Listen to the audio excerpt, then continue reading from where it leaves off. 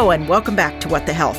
I'm Julie Rovner, Chief Washington Correspondent for KFF Health News, and I'm joined by some of the best and smartest health reporters in Washington.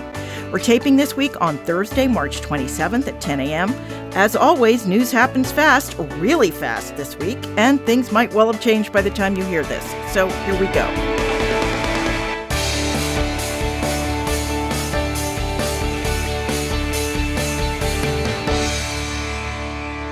Today, we are joined via video conference by Miranda Ollstein of Politico. Hello. Maya Goldman of Axios News. Great to be here. And Joanne Kenen of the Johns Hopkins Bloomberg School of Public Health and Politico magazine. Hi, everybody. Later in this episode, we'll have my interview with KFF Senior Vice President Larry Levitt, who will riff on the 15th anniversary of the signing of the Affordable Care Act and what its immediate future might hold. But first, this week's news. So for the second week in a row, we have news breaking literally as we sit down to tape, this time in the form of an announcement from the Department of Health and Human Services with the headline, HHS announces transformation to make America healthy again. The plan calls for 10,000 full-time employees to lose their jobs at HHS, and when combined with early retirement and other reductions, it will reduce the department's workforce by roughly 25% from about 82,000 to about 62,000. It calls for creation of a new administration for a healthy America that will combine a number of existing HHS agencies, including the Health Resources and Services Administration, the Agency for Toxic Substances and Disease Registry, and the National Institute for Occupational Health and Safety under one umbrella.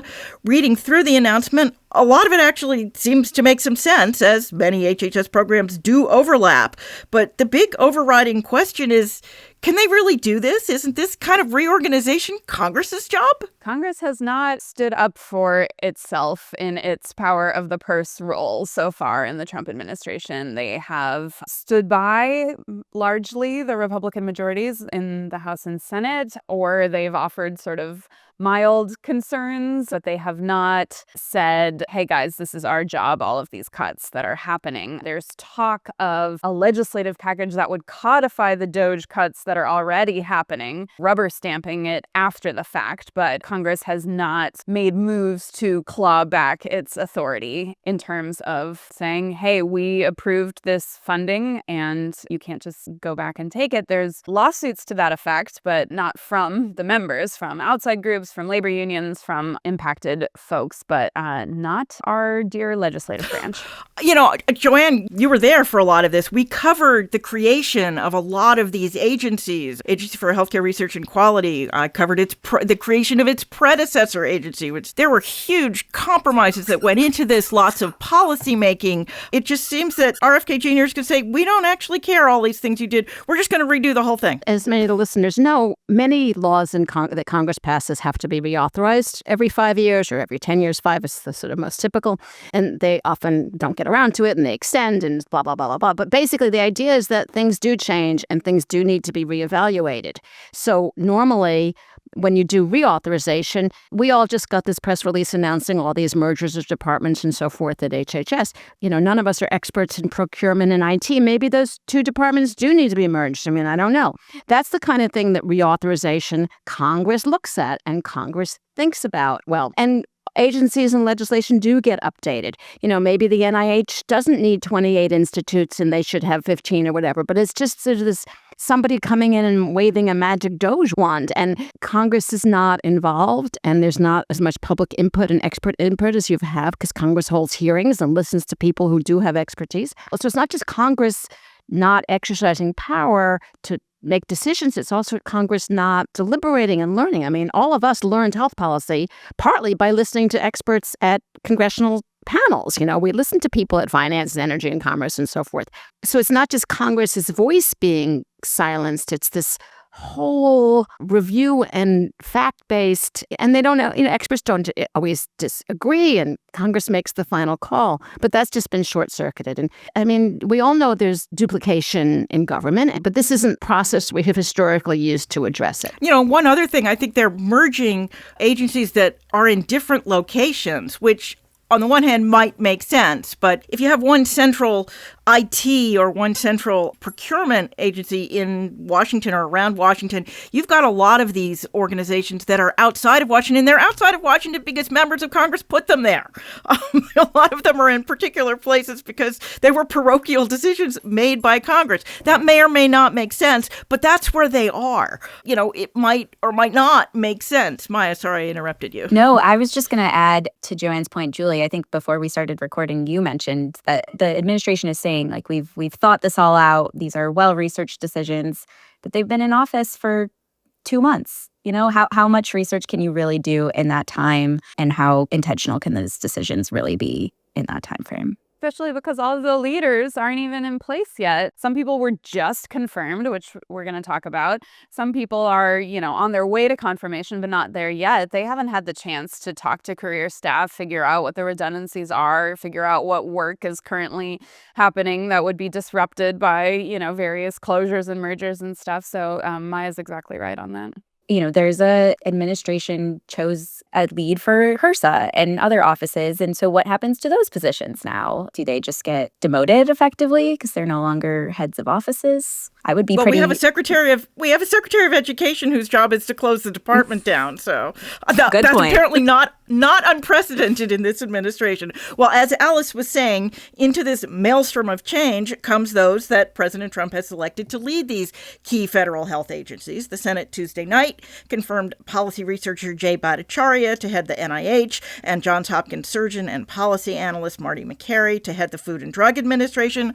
Bhattacharya was approved on a straight party line vote, while Makary, who I think it's fair to say was probably the least controversial of the top HHS nominees, won the votes of 3 Democrats, Minority Whip Dick Durbin of Illinois, and New Hampshire's Democrats Maggie Hassan and Jean Shaheen, along with all of the Republicans. What are any of you watching as these two people take up their new positions? Well, the NIH, Bhattacharya, who I hope I've learned to pronounce correctly, and I apologize if I have not yet mastered it. He's really always talked about major reorganization, a reprioritization. And as I said, maybe it's time to look at some overlap, and science has changed so much in the last decade or so. Are the 28, I think the number's 28, are the 28 current institutes I think the right? 27. 27. Are there some things that need to be merged or need to be reorganized? Probably, if you could make a case for that. But that's just one thing. The amount of cuts that the administration announced before he got there, and there is a question, and some things he's hinted at, is he going to go for that? His background is in academia, and he does have some understanding of, what this money is used for. We've talked before when to a layperson, when you hear the word overhead, indirect costs, but that conjures up to people as waste, when in fact it's like paying for the electricity, paying for the staff to comply with the government regulations about ethical research on human beings.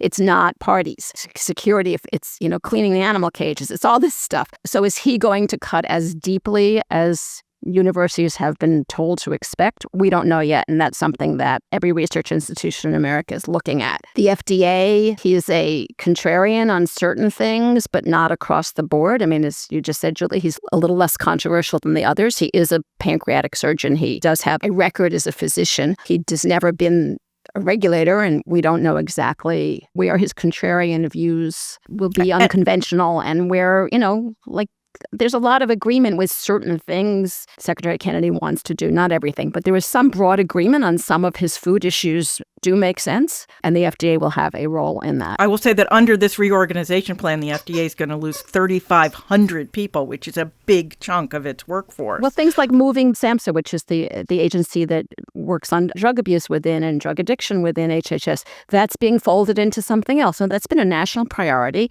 The money was voted to help with addiction on a bipartisan basis several times in recent years. The grants to states, that's all being cut back. The sub-agency with HHS is being folded into something else. And we don't know. We know 20,000 jobs are being cut, the 10 announced today and the 10 we already knew about.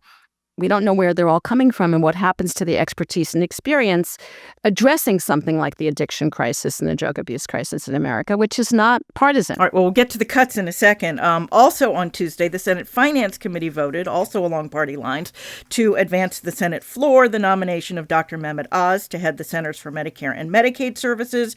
And while he would seem likely to get confirmed by the full Senate, I did not have on my bingo card Dr. Oz's nomination being more in doubt due to Republicans than Democrats. Did anybody else? Based on our reporting, it's not really in doubt. Josh Hawley has raised concerns about Dr. Oz being too squishy on abortion and trans healthcare, but it does not seem that other Republicans are really jumping on board with that crusade. It sort of reminds me of concerns that were raised about RFK Jr.'s background on abortion that pretty much just fizzled and Republicans overwhelmingly fell in line.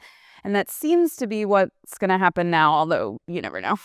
At least it hasn't been, as you point out, it hasn't felled anybody else. Well, the one nominee who did not make it through HHS was former Congressman Dave Weldon to head the CDC. So now we have a new nominee. It's actually the acting director, Susan Menares, who, by the way, has a long history in federal health programs, but no history at the CDC. Who can tell us anything about her? She seems like a very interesting and in some ways unconventional pick, especially for this administration. She was a career civil servant and she worked under the Obama administration. And it's interesting to see them be okay with that, I think. And she also has a lot of healthcare background, but not in CDC. She's done a lot of work on AI in healthcare and disaster preparedness, I think. And clearly she's been leading the CDC for the last couple of months. So she knows to that extent. But it will be very interesting when she gets around to confirmation hearings to hear what her priorities are, because we really have no idea. Yeah, she's not one of those good on Fox News people that we've seen so many of in this administration.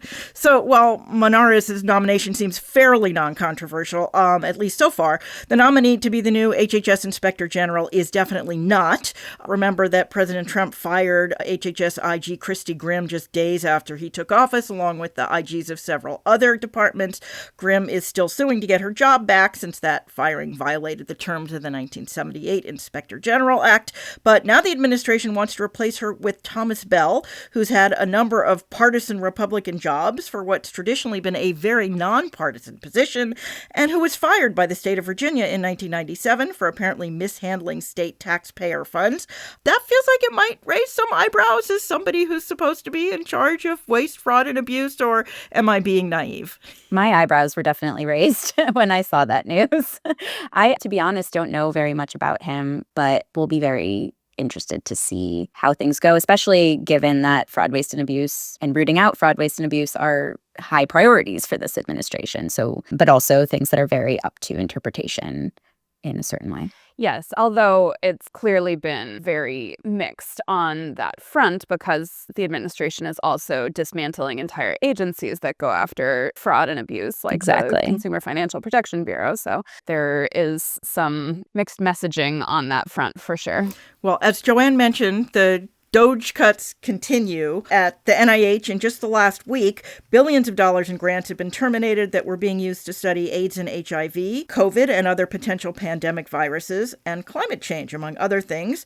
The NIH also closed its office studying long COVID. Thank you, Alice, for writing that story. This is, I repeat, not normal. NIH only generally cancels grants that have been peer-reviewed and approved for reasons of fraud or scientific misconduct. Yet one termination letter obtained by Science magazine simply stated, quote, "The end of the pandemic provides cause to terminate COVID-related grant funds." Why aren't we hearing more about this, particularly from members of Congress whose universities are the ones that are being cut? The one Republican we heard at the very beginning was Katie Britt, because the University of Alabama is a big, excellent, and well-respected national medical and science center, and they were targeted for a lot of cuts. She's the only Republican really, and she got quiet. I mean, she raised her voice very loud and clear. You know, we may go into a situation, and everybody sort of knows this is how Washington sometimes works, where individual universities will end up negotiating with NIH over their funds. And that Columbia, cough, cough. Right. And Alabama may come out great and Columbia might not, or many other leading research institutions. But these job cuts affect people in every congressional district across the country.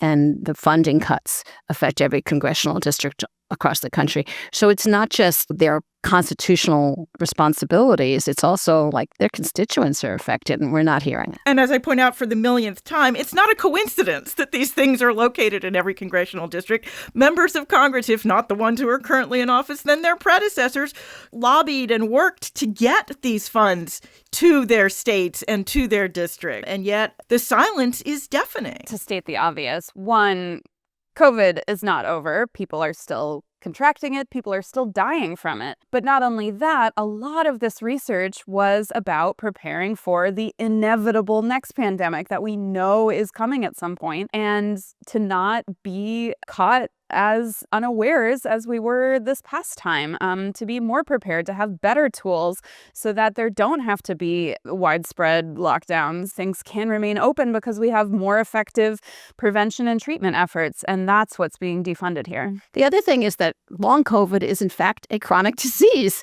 and even though it's caused by an infectious disease, a virus, but people who have long COVID it is a chronic disease, and HHS says, that's their priority, chronic disease, but they're not including long COVID.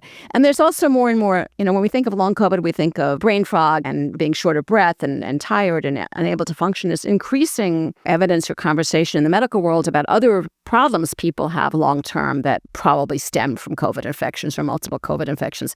So this is affecting millions of Americans as a chronic disease that is not well understood. And we've just basically said that one doesn't count, or we're not going to pay attention to that one. We're going to, we're looking at diabetes. And yeah, we need to look at diabetes. That's one of the things that Kennedy has bipartisan support. This country does not eat well. I wrote about this about a week ago. But, what he can and can't do, because he can't wave a magic wand and have us all eating well. But it's very selective in how we're defining both the causes of diseases and what diseases we're prioritizing. We basically just shrunk addiction. In the press release announcing the reorganization this morning, there was a line talking about how the HHS is going to create this new administration for a healthy America to investigate chronic disease and to make sure that we have, I think it was wholesome food, clean water, and no environmental toxins in order to prevent chronic disease. And those are the only three things that it mentions that lead to chronic disease. And none of which are under HHS's purview. Right, yeah. With the exception of... there are things that HHS does in that space, but yeah, we're being very selective about what constitutes a chronic disease and what causes a chronic disease. If you're trying to actually solve a problem, maybe you should be more expensive. So HHS has some authority over food, significant authority over food, but it is shared with the USDA. Like school lunches are USDA. The nutritional guidelines are shared between USDA and HHS, things like that. So yeah, it has some control over food, but not entirely control over food. And then EPA, which has also been completely reoriented to be a pro-fossil fuel agency, is in charge of clean water and the environmental contaminants. That's not an HHS bailiwick. And Kennedy is not aligned with other elements of the administration on environmental issues. And also genetics, right? Genetics is also, who knows? That's at NIH, but who knows what's going to happen to the National Cancer Institute and other genetic research at NIH? We don't know. Yes, clearly much to be determined. Well, speaking of members of Congress whose states and districts are losing federal funds, federal aid is also being cut by the CDC. In a story first reported by NBC News, CDC is reportedly clawing back more than $11 billion in COVID-related grants. Among other things, that's impacting funding that was being used in Texas to fight the ongoing measles outbreak. How exactly does clawing back this money from state and local public health agencies make America healthy again? It's a great question. And I'm curious to see how it plays out. I don't have the answer. And it's not just domestic spending. The fate of PEPFAR, the International AIDS HIV program that's credited with saving more than 20 million lives, remains in question. And the New York Times has gotten hold of a spreadsheet including more global health cuts, including those for projects to fight malaria and to pull the U.S. out of Gavi. That's the Global Vaccine Alliance that's helped vaccinate more than 1.1 billion children in 78 countries. Wasn't there a court order stopping all of these cuts? So there was for some USAID work, but not all of these things fall under that umbrella. And that is still an ongoing saga that has flipped back and forth depending on various rulings. But I think it's worth pointing out, as always, that infectious diseases don't respect international borders, and any pullback on efforts to fight various things abroad inevitably will impact Americans as well. Yeah, I mean, here we've seen these measles cases, obviously, in Texas, but now we're getting measles cases in other parts of the country, and many of them are people coming from other countries. We had somebody come through Washington, D.C.'s Union Station with measles, and we've had all of these alerts. I mean, this is what happens when you sort of don't try and work with infectious diseases where they are, then they spread. That's kind of the nature of infectious disease. Well, at the same time, HHS Secretary RFK Jr. is putting his Make America Healthy Again agenda into practice in smaller ways as well. First up, remember that study that Kennedy promised again to look into any links between childhood vaccines and autism? It will reportedly be led by a vaccine skeptic who was disciplined by the Maryland Board of Physicians for practicing medicine without a license and who has pushed the repeatedly debunked assertion that autism can be caused by the preservative thimerosal, which used to be used in childhood vaccines but has long since been discontinued. One autism group referred to the person who's going to be running this study as, quote, a known conspiracy theorist and quack. Senator Cassidy seemed to promise us that this wasn't going to happen. Well, we think that Senator Cassidy was promised it wouldn't happen, and it's all happening. And in fact, when a recent hearing, he was very outspoken that there's no need to research the autism link because it's been researched over and over and over and over and over again. And there's a lot of reputable scientific evidence establishing that vaccination does not cause autism. We don't know what causes autism. So, But we know it's not thimerosal. Right, which has been removed from many vaccines, in fact, and autism rates went up. So Cassidy, has not come out and said, yeah, I'm the guy who pulled the plug on Weldon, but it's sort of obvious that he had at least was a role in. It is widely understood in Washington that he and a few other Republicans, Murkowski and Collins, I believe, I think Murkowski has said it in public, said that the CDC could not go down that route. Well, I would like to be inadvertently invited to the signal chat between Secretary Kennedy and Senator Cassidy. I would very much wish to see that conversation. Meanwhile, in Texas, where HHS just confiscated public health funding, as we said, a hospital in Lubbock says it's now treating children with liver damage from too much vitamin A, which Secretary Kennedy recommended as a way to prevent and or treat measles, which it doesn't, by the way. But that points to that some of these things that, some of these I hesitate of how to describe these people who are making America healthy again. But some of the things that they point to can be actively dangerous, not just not helpful. Yeah, and I think it also shows how much messaging from the top matters, right? Like, people are listening to what Secretary Kennedy says, which makes sense because he's the Secretary of Health and Human Services. But if he's peddling misinformation or disinformation, that can have real harmful effects on people. And his messages are being amplified, even if some people are not their parents who aren't maybe directly tuned into what Kennedy personally is saying, but they follow various influencers on health who are then echoing what Kennedy's saying about vitamin A. Yeah, we all need vitamin A in our diets. It's something part of healthy nutrition. But this supplements, unnecessary excess supplements, vitamin A or cod liver oil or other things that can make them sick, including liver damage. And that's what we're seeing now. Vitamin A does have a place in measles under very specific circumstances, under medical supervision in individual cases. But no, people should not be going to the drugstore and pouring huge numbers of tablets of vitamin C down their children's throats. It's dangerous. And actually, the head of communications at the CDC not only quit his job this week, but wrote a rather impassioned op-ed in the Washington Post, which I will post in our show note, talking about he feels like he cannot work for an agency that is not giving advice that is based in science, and that's what he feels right now. Again, that's before we get a new head of the CDC. Well, MAHA is apparently spreading to the states as well. West Virginia Republican Governor Patrick Morrisey this week signed a bill to ban most artificial food coloring and 2 preservatives in all food sold in the state starting in 2028. Nearly half the rest of the states are considering similar types of bans, but unless most of those other states follow, companies aren't going to remake their products just for West Virginia, right? West Virginia is not big enough, but they sometimes do remake their products for California, which is big. The whole food additive issue is Traditionally, the food manufacturers have had a lot of control over deciding what's safe. It's the industry that has decided. Kennedy has some support across the board in saying, that's too loose and we should look at some of these additives that have not been examined. There are others, including some preservatives, that have been studied and that are safe. Some preservatives have not been studied and should be studied. There are others that have been studied and are safe, and they keep food from going rotten, or they can prevent foodborne disease outbreaks. Something that does make our food healthy. We probably want to keep them in there. So, yeah, and are there I think people get mixed up between the dyes and the preservatives. Dyes are just to make things, look more attractive. The preservatives were put there for a reason. Right, and there's some healthy ways of making dyes too if you need your food to be red. I mean, there's berry extracts instead of chemical extracts. So things get overly simplified in a way that does not end up necessarily promoting health across the board. Well, not all of the news is coming from the Trump administration. The Supreme Court next week will hear a case out of South Carolina about whether Medicaid recipients can sue to enforce their right to get care from any qualified health care providers.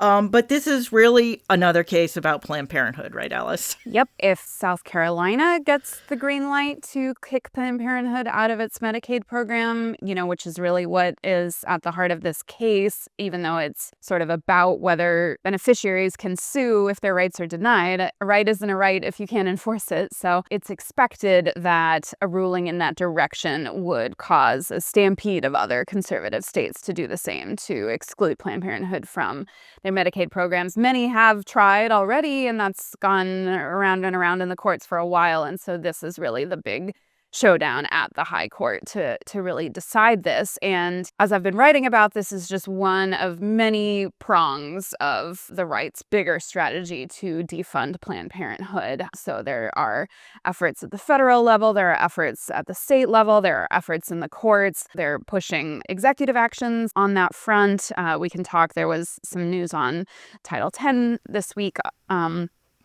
That was my next question. Go ahead. News. What's happening with Title X? Yeah, so HHS told us when we inquired that nothing's final yet, but they're reviewing tens of millions of Title X federal family planning grants that currently go to some Planned Parenthood affiliates to provide subsidized contraception, STI screenings, various non-abortion services. And so they are reviewing those grants now. They are supposed to be going out next week, so we'll have to see what happens there. There was some sort of back and forth in the reporting about whether there's going to be cut or not. What surprises me about the Title X grant, and there have been efforts, as you point out, going back to the 1980s to kick Planned Parenthood out of the Title X program. That's separate from kicking Planned Parenthood out of Medicaid, which is where Planned Parenthood gets a lot more money. But the first Trump administration did kick Planned Parenthood out of Title X, and they went through the regulatory process to do it. And then the Biden administration went through the regulatory process to rescind the Trump administration regulations that kicked them out. Now it looks like the Trump administration thinks that it can just stop it without going through the regulatory process, right? That's right. So not only are they going around Congress, which approves Title X funding every year, they are also going around their own rulemaking and just going for it. Although, again, it has not been finally announced whether or not there will be cuts. They're just reviewing these grants. But I repeat, for those in the back, this is not normal. It's not how these things are supposed to work. Well, it's normal now, Julie. Yeah, clearly it's becoming normal. Well, finally this week, another case of a woman arrested for a poor pregnancy outcome. This happened in Georgia, where the woman suffered a natural miscarriage, not an abortion, which was confirmed by the medical examiner, but has been arrested on charges of improperly disposing of the fetal remains. Alice, this is turning into a trend, right? Yes, and it's important for people to remember that this was happening before Dobbs. This was happening when Roe versus Wade was still in place. This has happened since then in states where abortion is legal. Some prosecutors are finding other ways to charge people, whether it's related to, the disposal of the fetus, whether it's related to substance use during pregnancy, even sometimes the use of substances that are actually legal, but people have been charged, arrested for using them during pregnancy. So yes, it's important to remember that even if there's not a quote unquote abortion ban on the books, there are still still efforts underway in many places to criminalize pregnancy loss, however it happens, naturally or via some abortifacient method. Well, something else we'll be keeping an eye on. All right, that's as much news as we have time for this week. Now we will play my interview with KFF's Larry Levitt. Then we will come back and do our extra credits.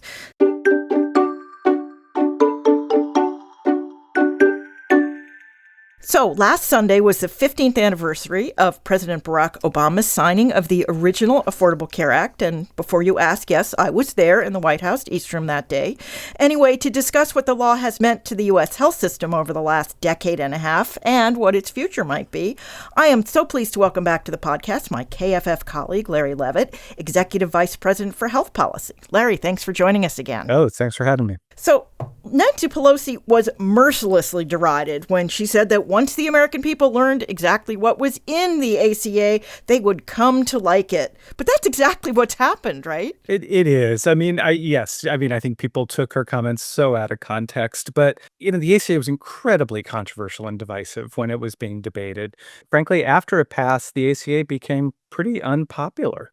If you go back to 2014, just before the main provisions of the ACA were being implemented, there was all this controversy over the individual mandate, over people's plans being canceled because they didn't comply with the ACA's rules. And then, of course, healthcare.gov, the website, didn't work. So the ACA was very underwater in public opinion. And, even after first went into effect and people started getting coverage, that didn't necessarily turn around immediately. There was still a lot of divisiveness over the law. What changed is, number one, over time, more and more people got covered, people with pre-existing conditions, people who couldn't afford health insurance, people who turned 26 or could stay on their parents' plans until 26 and then could enroll in the ACA or Medicaid after turning 26. All these people got coverage and started to see the benefits of the law. The other thing that happened was in 2017, Republicans tried unsuccessfully to repeal and replace the ACA, and people really realized what they could be missing if the law went away. So what's turned out to be the biggest change to the healthcare system as a result of the ACA? And is it what you originally thought it would be? Well, yeah, in this case, it was not a surprise, I think. The biggest change was the number of people getting covered and a big decrease in the number of people uninsured.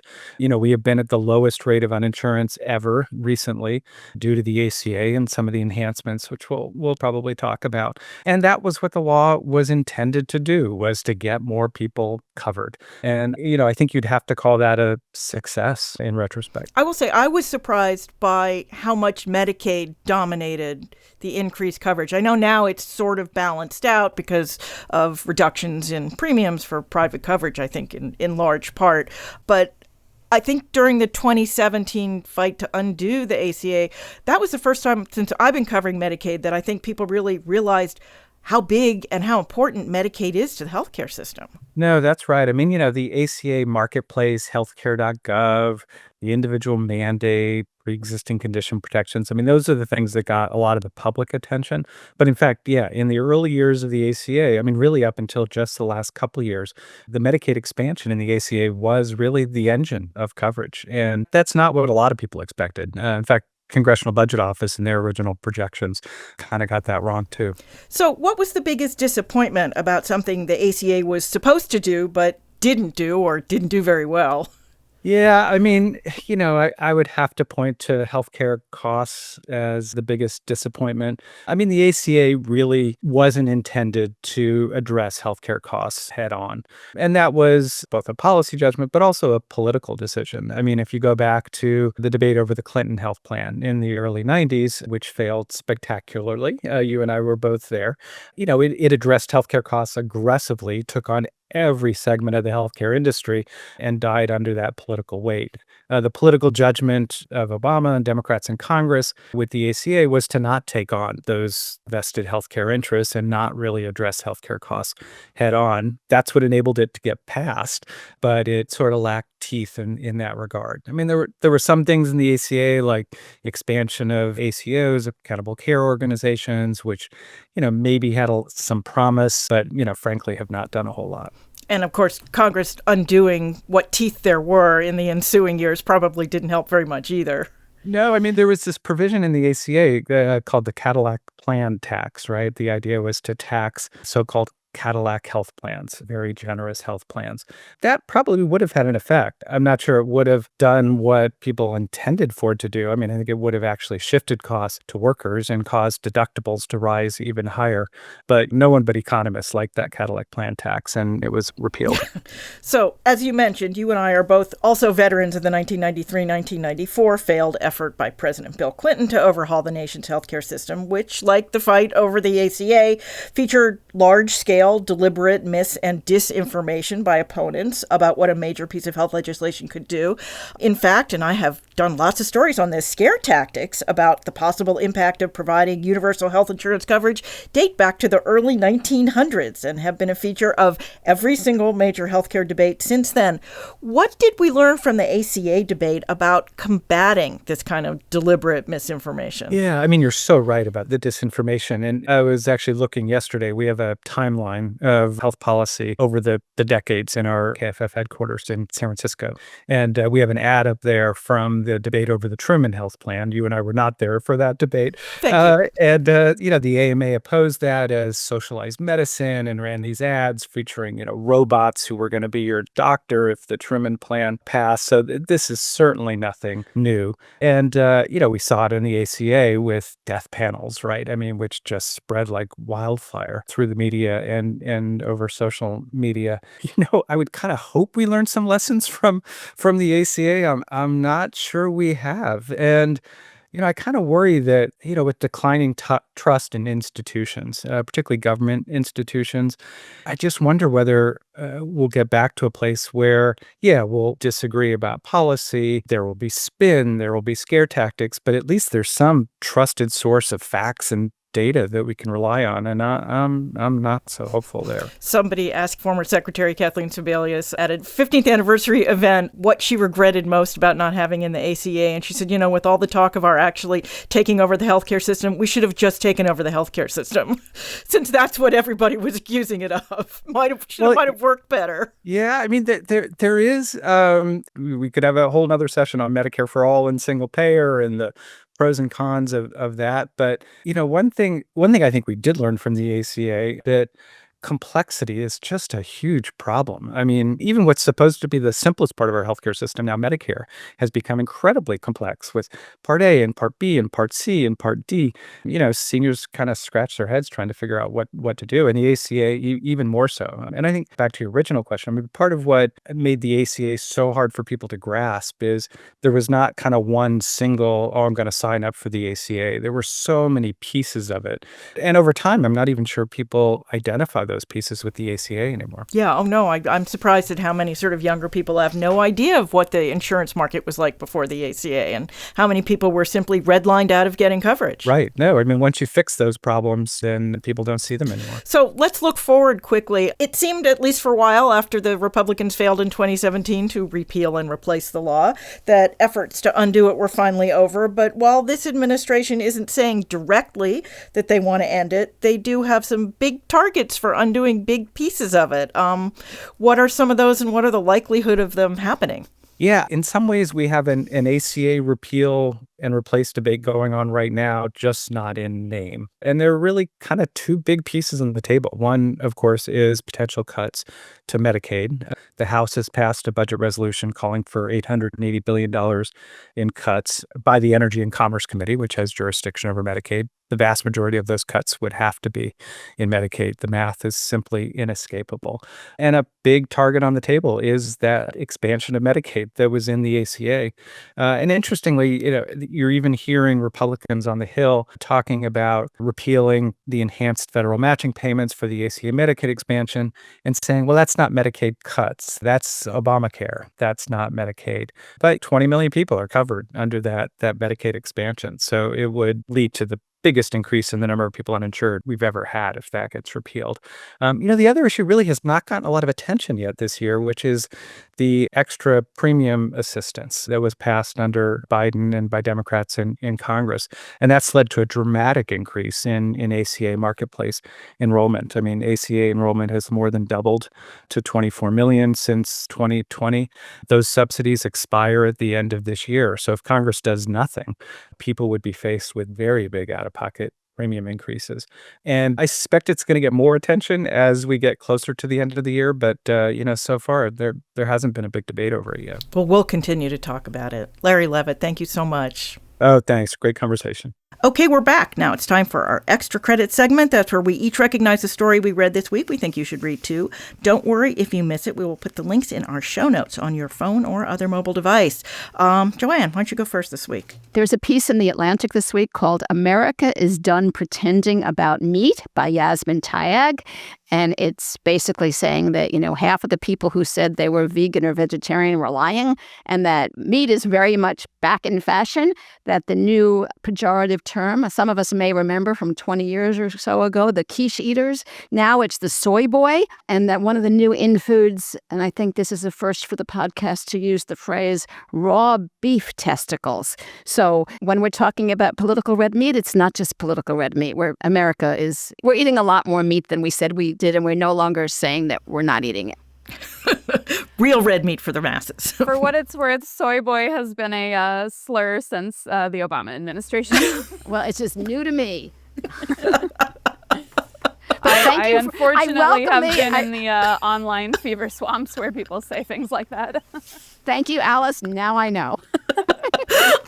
Maya, why don't you go next? My extra credit is a KFF Health News article by Rashna Pradhan and Aneri Patani called I'm Going Through Hell, Job Loss, Mental Health, and the Fate of Federal Workers.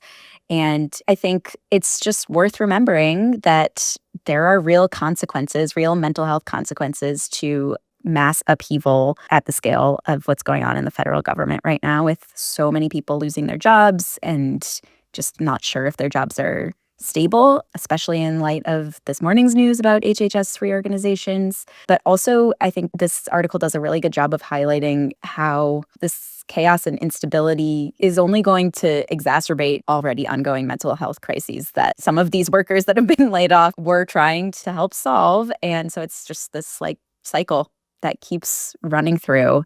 It's worth remembering. The chaos is the point. Alice. So I have a piece from the New York Times Wirecutter section called 23andMe just filed for bankruptcy. You should delete your data now. And it's what it says. The company that millions and millions of people have sent samples of their DNA to over the years to find out what % European they are and all this stuff and their propensity for various inherited diseases. That company is going bankrupt, and there is the expectation that it will be sold off for parts, including people's very sensitive DNA. And the article points out that, because they are not a healthcare provider, they are not subject to HIPAA. And so many elected officials and privacy advocates are recommending that people very quickly, if they have given their DNA to this company, go and delete their information now before it gets sold off to who knows who. And for who knows what reason. My extra credit this week is something I really did think at first was from The Onion. It's actually from CNN. And it's called State Lawmakers Are Looking to Ban Non-Existent Chemtrails. It Could Have Real-Life Side Effects, by Rami Shah Maroof and Brandon Miller, who's a CNN meteorologist. It seems that several states are moving to ban those white lines that jets leave behind them on the theory that they are full of toxic chemicals and or intended to manipulate the weather. In fact, they're mostly just water vapor. They're called contrails because the con is for condensation. But these laws could outlaw some new types of technologies that are aimed at addressing things like climate change. Clearly, we need to teach more science along with more civics. Okay, that is this week's show. As always, if you enjoy the podcast, you can subscribe wherever you get your podcast. We'd appreciate it if you left us a review. That helps other people find us too. Thanks, as always, to our producer, Francis Yang, and our editor, Emery Hudeman. As always, you could email us your comments or questions or at whatthehealth, all one word, at kff.org, or you can still find me at X at J Rovner and at Blue Sky at Julie Rovner. Where are you folks hanging these days, Maya? I am on X and Blue Sky. If you search Maya Goldman, you'll find me, and also increasingly on LinkedIn. Find me there. Hearing that a lot. Alice? I am on X at Alice Ollstein and Blue Sky at Alice Miranda. Joanne? I'm mostly at Blue Sky, and I'm also using LinkedIn a lot. Joanne Kenen at Blue Sky. LinkedIn is reverberating more. All right, we'll be back in your feed next week with still more breaking news. Until then, be healthy.